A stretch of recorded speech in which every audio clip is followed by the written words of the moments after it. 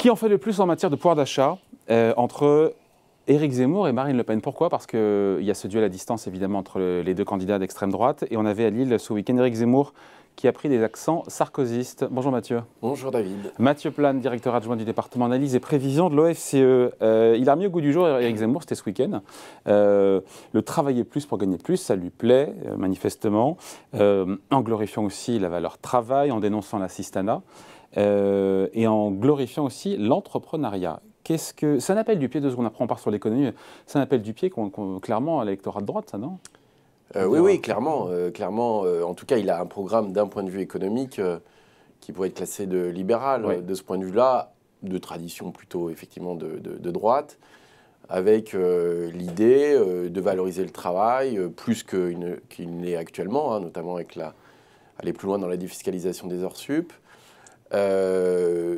Donner des primes spécifiques défiscalisées, donc ça passe aussi par de la défiscalisation hein, pour les salariés, et puis allonger même le temps de travail tout au long de la vie, parce qu'il propose une retraite à 64 ans, donc on peut retrouver ça effectivement dans des mesures assez classiques de droite.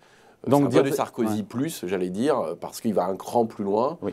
Notamment sur une exonération totale. Oui.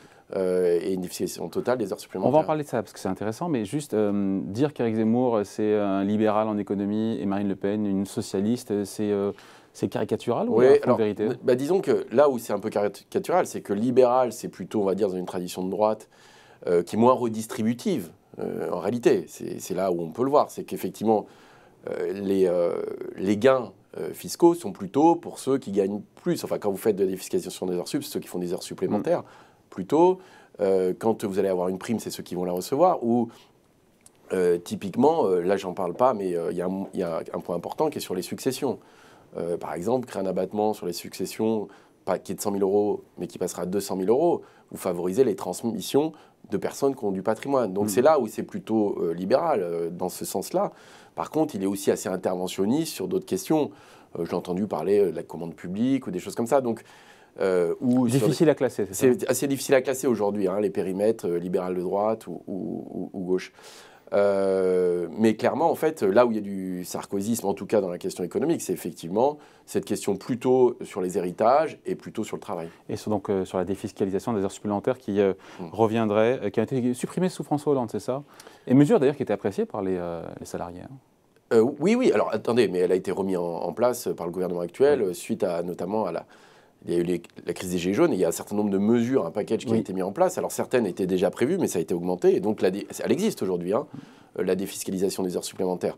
Mais je crois c'est jusqu'à 5 000 euros d'heures supplémentaires qu'il y a une défiscalisation. Je crois qu'il vaudrait une suppression totale de la fiscalisation des heures sup. Donc ça allait un cran plus loin, mais attention, ça existe déjà quand même. Ouais, attention, il y a aussi Éric Zemmour qui parle, pour le coup, ça c'est nouveau, d'une prime zéro charge. C'est intéressant parce qu'en gros, pas de cotisation, donc à la fois employeur et salarié, jusqu'à 3 mois de salaire net. Et là, on se dit, mais ça a l'air puissant sur le papier, comme ça. Après, il faut creuser évidemment, mais en matière de pouvoir d'achat. Oui, alors ça paraît puissant, mais il y a toujours quelqu'un qui paye. Oui, non, mais c'est un peu comme la prime Macron, sauf que Macron, c'est 1 000 euros. C'est une prime Macron XXL. Alors ça pose plein de questions, hein, parce que la prime Macron était exceptionnelle.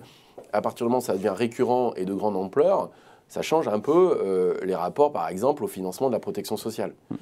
Mais sur le pouvoir d'achat, encore une fois, sur le pouvoir d'achat, ça veut dire que la question centrale de cette campagne pour l'instant. Ça peut avoir un effet sur le pouvoir d'achat immédiat, mais forcément, ça se fera au détriment, a priori, des salaires. C'est-à-dire que vous avez intérêt à verser des primes plutôt que de verser les salaires, pour une raison très simple, c'est que les salaires sont chargés, c'est-à-dire que vous allez payer des cotisations dessus, et la prime, vous n'en paierez pas.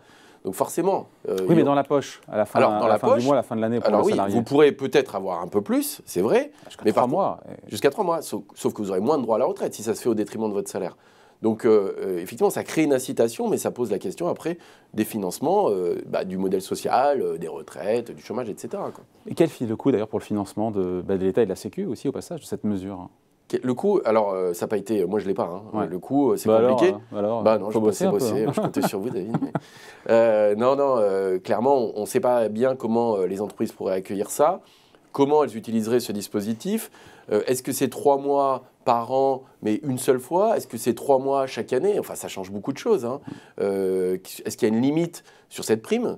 Vous voyez, il y a beaucoup d'effets comme ça, et il y a beaucoup d'effets d'aubaine, en fait. Et c'est les effets d'aubaine qu'il faut calculer. Est-ce que quand on parle de pouvoir d'achat, il y a un pouvoir d'achat macroéconomique et microéconomique. C'est-à-dire qu'il y a des gains pour certaines personnes, mais macroéconomiquement, ça peut être beaucoup plus modéré. C'est-à-dire?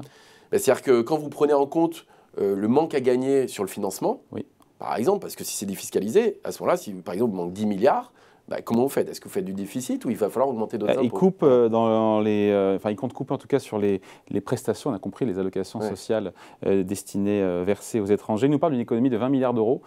C'est vrai qu'il n'y a pas de consensus, point s'en faut, c'est une estimation qui est largement contestée. Hein. Oui, qui est largement contestée. Alors, il n'y a pas de chiffrage très précis. Hein. J'ai l'impression que c'est plutôt...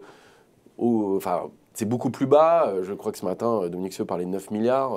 J'ai entendu que la CAF avait donné ce chiffre-là. Donc, c'est beaucoup moins. Ça pose aussi d'autres questions, même, je pense, d'un point de vue juridique. Parce que quand vous avez un financement qui est global, c'est-à-dire que vous allez payer des impôts sur la TVA, vous pouvez payer des impôts locaux, typiquement. Et donc, ça veut dire aussi que vous participez au financement, mais vous avez certaines prestations auxquelles vous n'avez pas droit. Donc, je pense qu'il y a même d'un point de vue constitutionnel, même si lui dit c'est contributif, non contributif, il y a les impôts qui sont non contributifs, c'est-à-dire typiquement la TVA ou la fiscalité locale va être non contributive, mais vous avez le droit aux prestations contrepartie. Ouais. Après, il y a le report de l'âge, on est toujours sur Éric Zemmour, après on passe à Marine Le Pen, le report de l'âge légal de départ à la retraite qui passe à 64 ans, c'est une grande différence avec Marine Le Pen. Hein. Qui ferait gagner 20 milliards d'euros. Est-ce que le compte est bon quand il annonce 20 milliards d'euros? Alors, c'est des ordres de grandeur. Voilà. Alors après, c'est en régime de croisière. Hein. Il y a toujours ça. C'est pas en tout fait, de suite, hein. Le diable se cache dans les détails sur les retraites. C'est-à-dire à quelle vitesse en fait vous passez de 62 à 64. Est-ce qu'il y a une modification de la durée de cotisation? De combien de trimestres vous augmentez? Est-ce que vous maintenez par ailleurs le niveau de pension? Enfin bon, il y a plein de choses. Mais après, en régime de croisière, vous êtes à peu près à ça. Mais par contre, il y a des effets de bord qui ont été montrés qui sont assez intéressants. Notamment sur le fait que une des difficultés, c'est par exemple de garder plus longtemps les seniors en emploi. Et ça, c'est la grande difficulté. Et donc, vous avez quand même souvent le problème, c'est que des entreprises ont du mal à les garder. Donc, ça se bascule sur de l'assurance chômage. Et on le voit sur certaines ruptures conventionnelles. Et en fait, il y a plus d'arrêts de travail quand vous êtes âgé. Et donc, c'est pareil, il y a plus de dépenses de santé. Donc, c'est pareil, le gain net n'est pas forcément aussi évident. Et puis, à court terme, c'est vrai que c'est la capacité macroéconomique dans une économie à allonger la durée du travail si jamais il n'y a pas suffisamment de croissance. Il y a toujours ce risque sur le chômage qui peut être important. Bon, du côté de Marine Le Pen, beaucoup de mesures aussi en matière du pouvoir d'achat. Il faut vous rappeler encore une fois que les deux candidats sont au coude à coude d'après le dernier sondage Ipsos pour France Info. Marine Le Pen qui propose exonération de cotisation patronale pour toute hausse salariale de 10%, suppression de l'impôt sur le revenu pour les moins de 30 ans. Quelles sont les mesures les plus puissantes qu'elle propose? Et là, elle se posera là aussi la question évidemment du financement. Alors, il y en a... J'allais dire, la liste est plus longue des mesures du côté de Marine Le Pen. C'est beaucoup plus des mesures ciblées, on va dire, sociales ou plus classe moyenne. Donc on est plus sur un programme qui pourrait, dans certaines mesures, on pourrait retrouver à gauche. Il y a une mesure, alors pour le coup, assez forte sur la question de l'énergie, sur la baisse de la TVA, qui peut coûter cher, parce que c'est...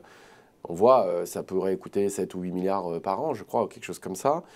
Effectivement, ça pose la question de la transition énergétique, parce que vous baissez le prix de l'énergie, donc ça pose aussi d'autres questions. C'est vrai qu'elle ne veut pas toucher aux retraites, elle veut revaloriser plutôt le minimum vieillesse aussi. Et là-dessus, donc, on a un certain nombre de mesures qui sont assez classe moyenne. Et puis, il y a des mesures un peu spécifiques pour les jeunes. Typiquement, pas payer d'impôt sur le revenu à moins de 30 ans, des choses assez particulières, donc je pourrais rentrer dans le détail, mais ce que je veux dire, la vraie question à la fin, c'est presque le financement, parce que pour le coup, il n'y a vraiment aucune mesure là qui est une mesure claire d'économie, y compris sur les retraites, et par contre, il y a beaucoup de mesures de soutien au pouvoir d'achat qui peuvent être assez significatives, qui peuvent se discuter, parce que typiquement, la baisse d'impôt sur le revenu pour les moins de 30 ans, ça pose question. Mais en réalité, derrière tout ça, c'est la question du financement global, parce que ça fait beaucoup de mesures et on ne voit pas le début du financement. Donc à la question qui en fait le plus entre les deux en matière de pouvoir d'achat, c'est difficile de répondre. Si on peut quand même. On peut, et alors? Parce qu'il y a la question du financement derrière. Oui, mais oui, justement, là-dessus, étant donné qu'il y a une grande différence, c'est la mesure des retraites quand même, malgré tout. C'est les 20 milliards sur les retraites. Si on enlève la partie financement, et si on enlève la partie financement, de la retirer, parce que c'est une réalité. Je dirais quand même...